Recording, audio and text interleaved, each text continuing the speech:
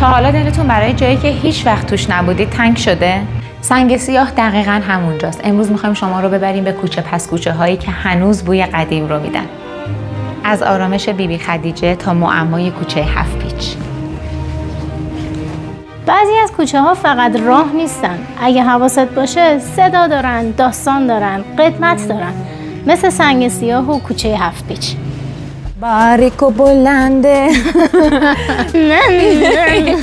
بارو عذرخواهی میکنم که خیابون اینجوریه. بله میشده. اینم خیلی جالب بود. آیا میدانستید؟ خونه های عیونی اون زمان بوده. درست. ولی هوا وقتی تاریک شد دیگه بهت خونات. امیدوارم که لذت ببرید از ولاگ‌های شیراز و از همه ولاگ‌های کانالمون.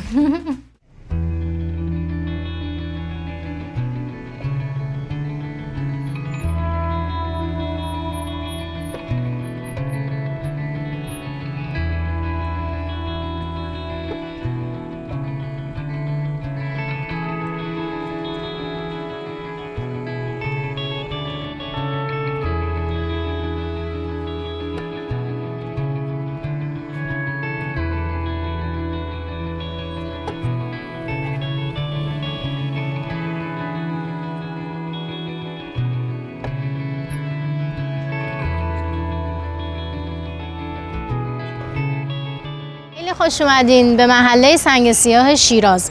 سردر ورودی رو که دیدید با ماشین وارد میشید، در امتدادش میرسید به امامزاده بیبی خدیجه یا بیبی دختران و همین حوالی ماشینتون رو پارک میکنید که با همدیگه قدم بزنیم تو این محله تاریخی.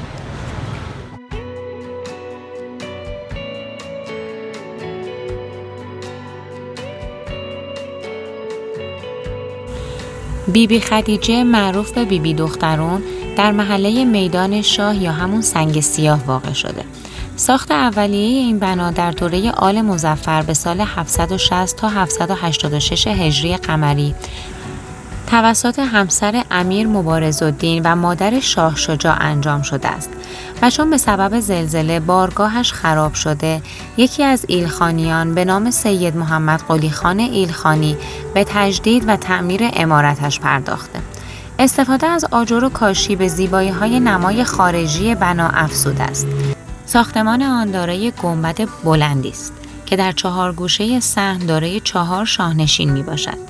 بر روی هر شاهنشین طاق کوچکی است که به صورت بالکن درآمده است. سطح آن را با چوب به صورت منبت به شکل زیبایی تزیین کردند. ساختمان بقعه دارای سبک ایلخانی می باشد و در دوره‌های زندیه و قاجار نیز تعمیر و مرمت شده است.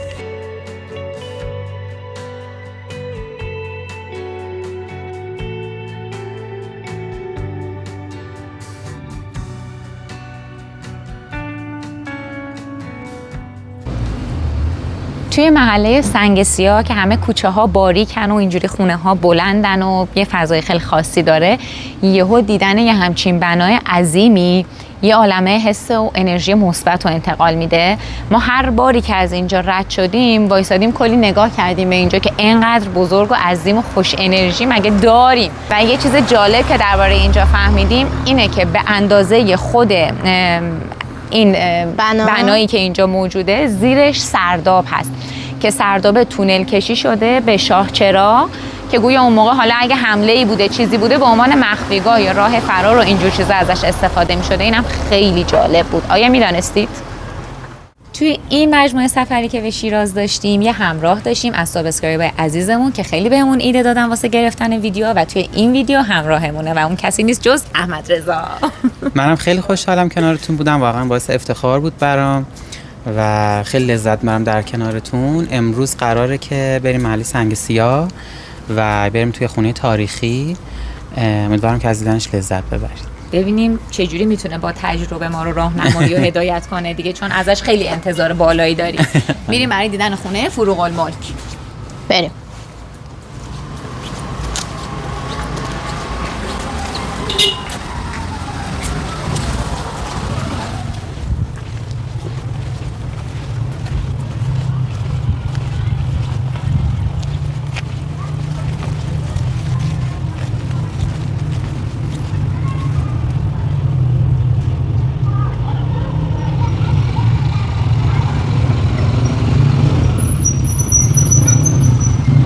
عذرخواهی میکنم که خیابون اینجوریه. بله. تا 2 روز 3 روز پیش اینجوری نبوده، مثل اینکه حالا دارن یه کارایی انجام میدن، کار عمرانی انجام میدن. ان شاءالله که خیره. بفرمایید.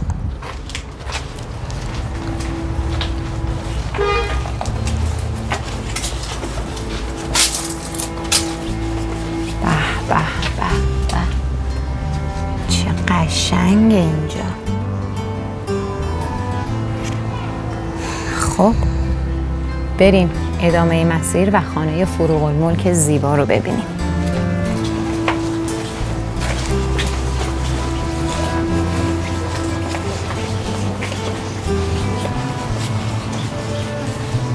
میخوایم بریم خانه تاریخی فروغ الملک رو با هم ببینیم که برای یکی از اعضای سرشناس خانواده قوام بوده، یعنی خاندان قوام بوده. در اواخر قاجار و اوایل پهلوی ساخته شده و یکی از خونه‌های عیونی اون زمان بوده. بریم ببینیم این خونه عیونی چه خبره. چطور بوده؟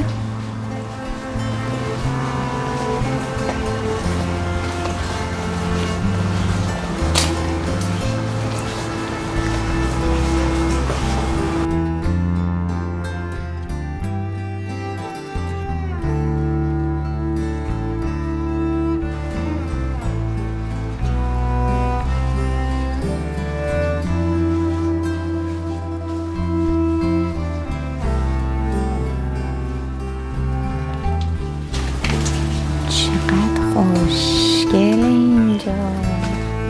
وای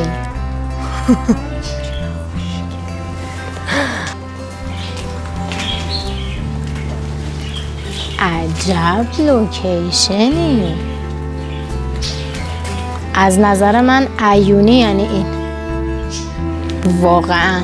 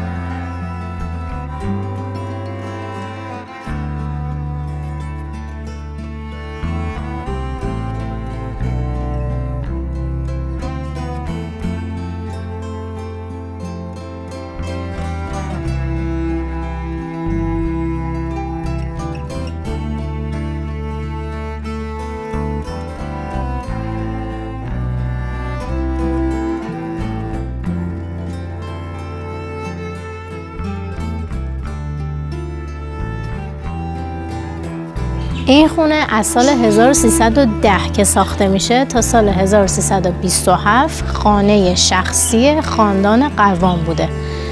از سال 1327 تا دهه 50 اهدا میشه به آموزش پرورش و با نام دبستان فروغ الملک فعالیت داشته.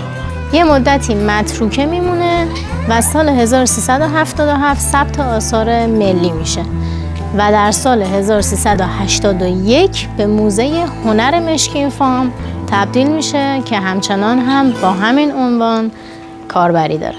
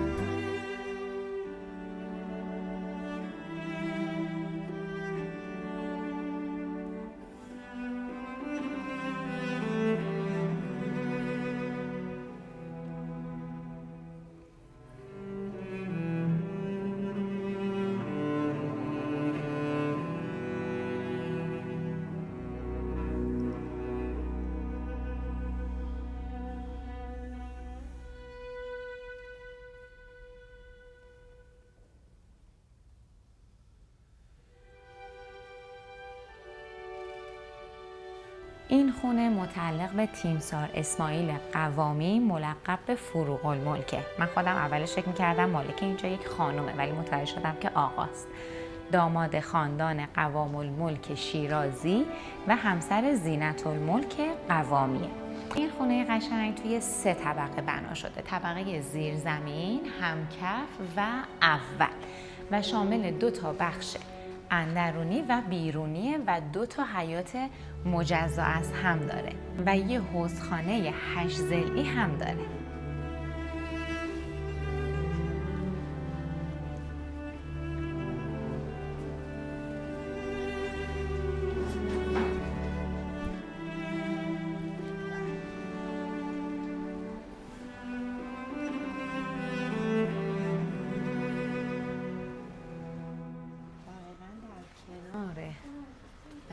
خانه فروغ‌الملک اقامتگاهشه که واقعا دلم نمیاد نشونتون ندم چون خیلی جالب و جذابه. این که من درود در شما، خیلی خوش اومدیم به این ولاگ. امیدوارم که لذت ببرید از ولاگ‌های شیراز و از همه ولاگ‌های کانالمون. به به بچه‌ها این قسمتی که میبینید مربوط به خونه فروغ‌الملک نیست، بازسازی و مرمت شده و اصلا یه بخشایش ساخته شده به تازگی، مثلا این پله ها.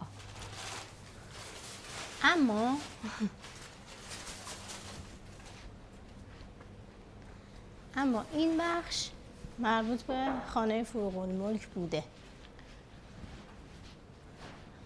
نه اون بالایی ها، اون بالا رو میبینی؟ الان در واقع اون پشت حیاط فروغ‌الملک. آره. هزینه اقامت هم 2 تخته برای الان 2800 مرداد 405 و 3 تخته 3500 میلیون تومان رد وجه رایج کشور.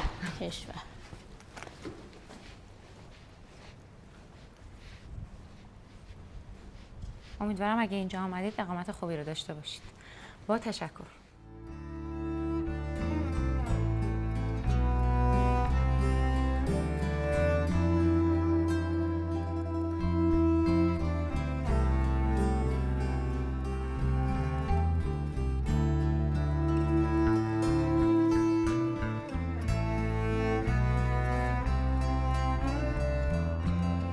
از سمت خونه فروغ‌الملک و امامزاده بیبی خدیجه همینطوری که میرسیم به این سمت که در ابتدا کلیسای ارامنه است، بعد از اون بازارچشه و در کنارش مسجد مشیره و توی این بافتای میگم سیاه‌سنگ سنگ سیاه پر از خونه های بومگردی و اقامتگاه و اینجور چیزا که حالا هم تو لوکیشن میتونید پیداشون کنید، هم اگه برای پیاده روی بیایید قدم بزنید اینجاها رو تابلوهاشون رو میبینید که هدایتتون کردن و خیلی فضای قشنگیه. درست. ولی هوا وقتی تاریک شد دیگه برید خونه‌هاتون. چه کوچه باحالیه.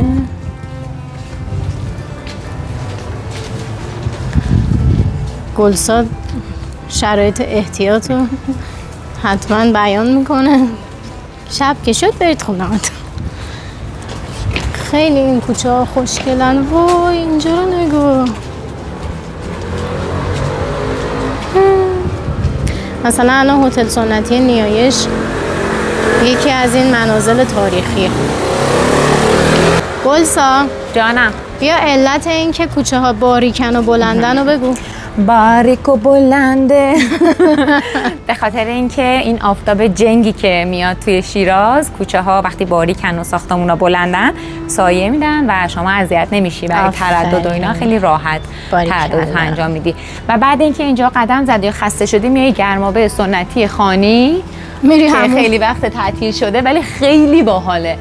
بچه شما تا حالا گرمابه رفتین یا حموم مثلا عمومی نمره و اینجور چیزا؟ من و غزاله یه بار تو شیراز اینو تجربه کردیم، خیلی جالب بود.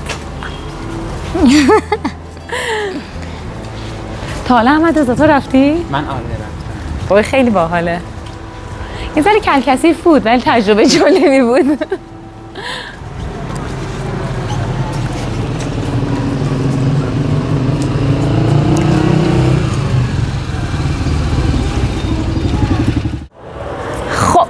ما نور از دست دادیم به خاطر اینکه قشنگی اینجا توی نور روز خیلی به چشم میاد. ما میریم توی روزهای آینده ادامه ویدیو رو براتون میگیریم، ولی شما تو سکانس بعدی دارید ادامهش رو میبینید، پس همراهمون باشید. بچه‌ها این کوچه که ازش ما اومدیم کوچه‌ای که مسجد مشیر، کلیسای ارامنه و بازار ارامنه توشه، یعنی از اون سمت اومدیم رسیدیم به این محوطه که الان نشونتون میدم محوطه رو، و سمت چپمون آرامگاه سیبوی است. سمت راست این فضایی که میبینید مجسمه سیبویه رو گذاشتن که حالا میام نشونتون میدم، ولی فعلا همراه هم بیاید. اینجا که نوشته محله سنگ سیاه، این طاقه رو گذاشتن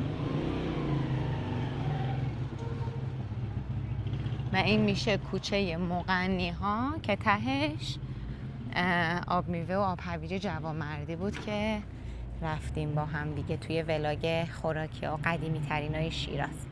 این کوچه مغنی هست، یعنی میگم این محله پر از تاریخ و داستان و ماجراست، به خاطر همین. الان توی این یه تیکه ببینید چقدر چیز بود. اینم که خانه فرهنگ سیبویه که میریم داخلش هم نشونتون میدیم. وای ماشین منو زیر نکنه.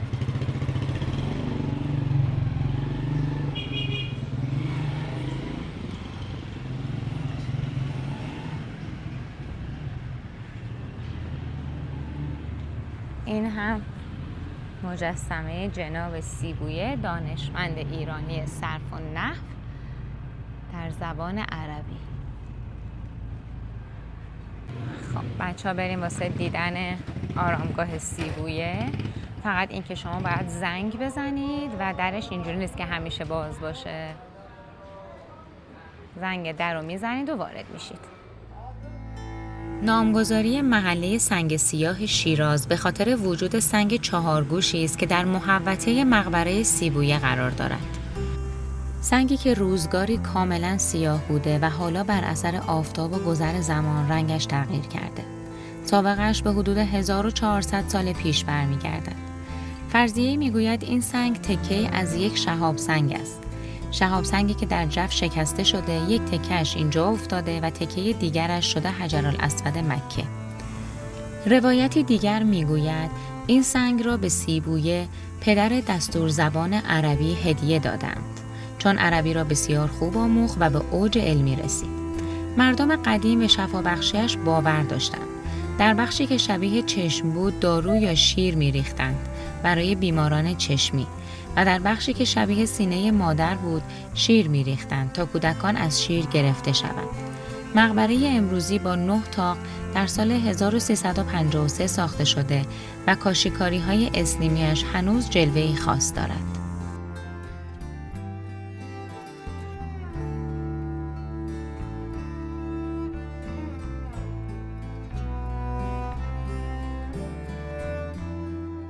از خانه فرهنگ بیرون میایم. این نونوایی که نوناش خیلی خوبه، همیشه شلوغه رو رد میکنیم.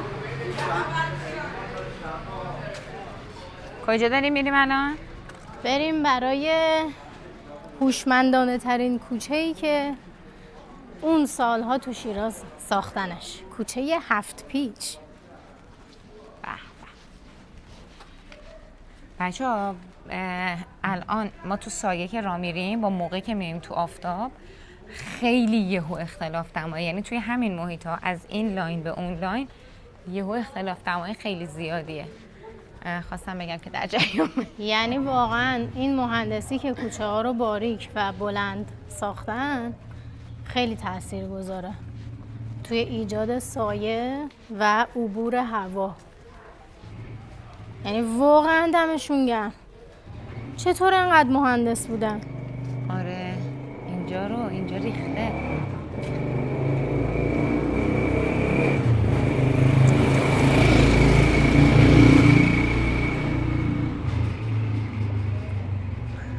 به مسیر ادامه میدیم تا بهتون بگم کجا باید بپیچید.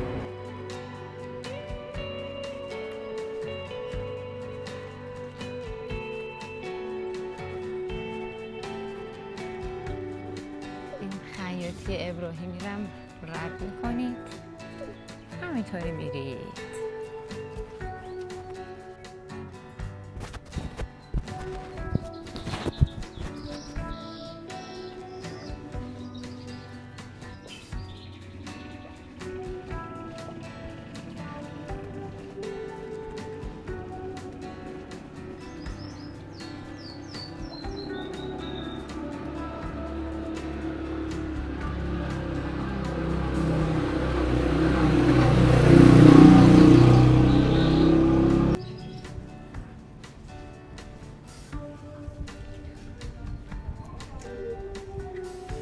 خسته نباشی.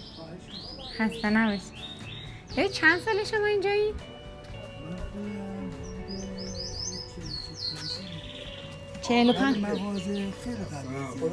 خیلی از قدیمتر پدراتون و اینا هم تو این منطقه بودن؟ آها. چقدر جالب. هم روبالشتی داریم، چیا داریم؟ ملافه، روبالش، پارچه میزی. جالبه. خیلی قشنگه. یه سوال تخصصی، این که میگن قدیما اینجا ناامن بوده الان محله امنی شده؟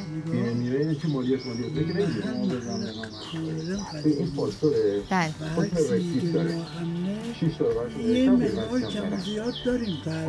آره همیشه خیلی واقعا با صفاست. ما که هر وقت اومدیم لذت بردیم. خب چیتو تراولیای عزیز، اون انتهایی، یعنی در واقع این یه ابتدا و انتهای 7 پیچه که از داخل بافته. یکیش که از سر خیابون نشونتون میدیم، ولی این از داخل بافته.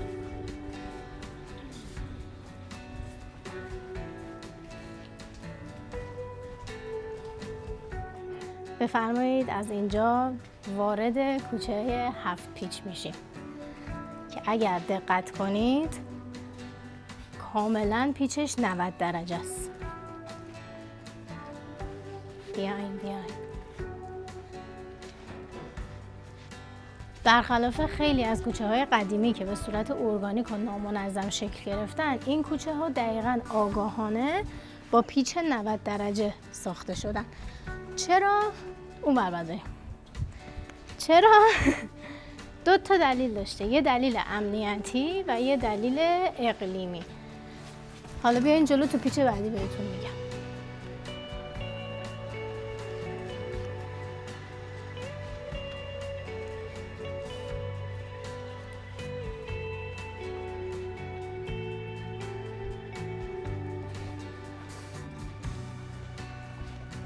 خیلی حس و حال باحالی داره. دلیل امنیتیش بابت این بوده که وقتی پیچ 90 درجه بوده 7 تا، یعنی زیادم بوده، باعث می شده که مهاجما و سوارکارای غریبه نتونن با سرعت زیاد وارد عمق محله بشن و اینکه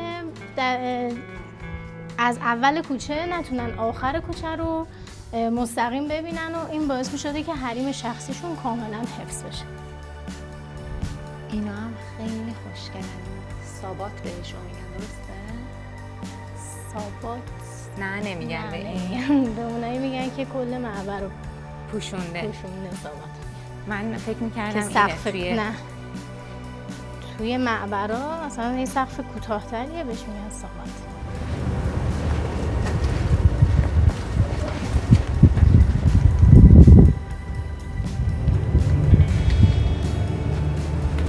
تیره چراغ برقا که هنوز چوبی هن. خیلی قشنگه.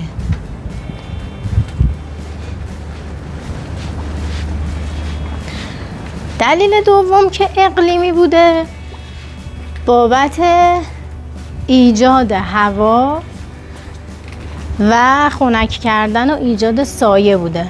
این پیچی که انداختن تو کوچه ها باعث می شده که باد سرعتش چیز بشه. چرا کنترل بشه؟ چیزی نمیشه کنترل بشه. احتمالاً یه تایمی خیلی پیچ، یعنی با شدتش زیاده و اینطوری شکست ایجاد میشه براش. خوشا با هم. وای چقدر خوشگله. گلسا جان سابات اینه. آها متوجه شدم. دوستان این کوچه هایی که میبینید توی این پیچ ها ما ازش رد میشیم اینا بنبستن ها. یکی از چیزهایی که این کوچه رو منحصر به فرد میکنه اینه که مثلا نگاه کنید اون سمت هم راه داره ولی اینا بنبستن. چیزی که منحصر به فردش میکنه اینه که یه ورود داره یه خروج. درست. یعنی مستقیم میره دیگه. هتل سنتی 5 دری رو داریم. هتلایی که اکثرشون توی این فصل درشون بسته است. خب چون ما الان مرداد 405 هستیم و فصل توریستی برای شیراز نیست. اصولا تو پاییز و بهار اردیبهشت اکثر اینا بازن.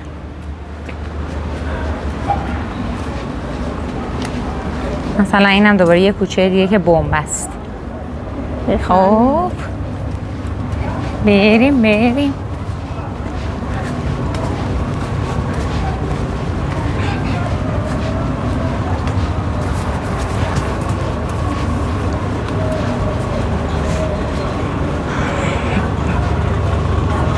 و اینجا این ساباته.